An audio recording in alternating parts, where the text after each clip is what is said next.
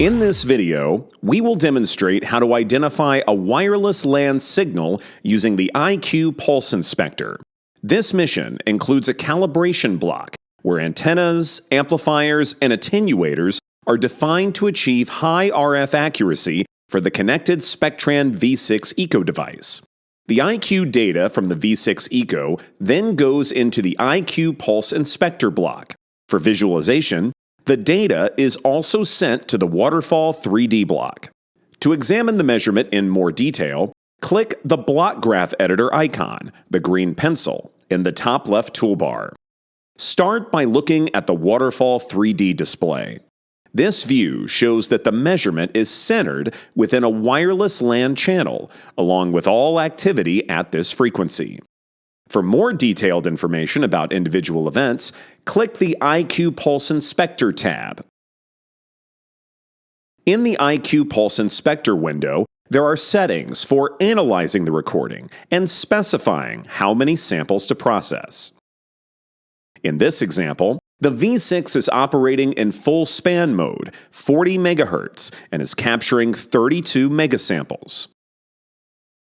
Click Analyze Recording to begin the analysis. The display shows how much data was recorded during this period. You can now observe the activity at this frequency over time.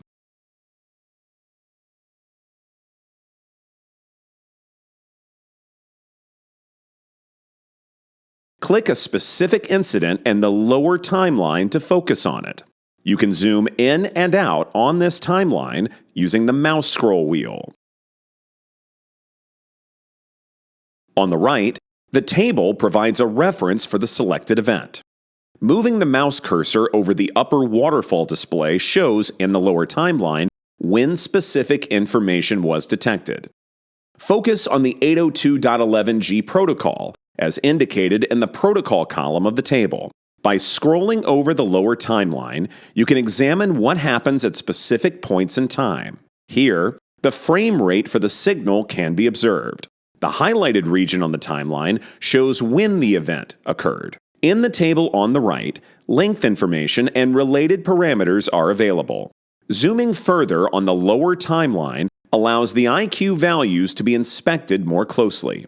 Zooming in and out is done with the mouse scroll wheel, and the entire frame can be moved horizontally along the lower timeline. Acknowledgement fields labeled AC No Data are also visible in the lower timeline.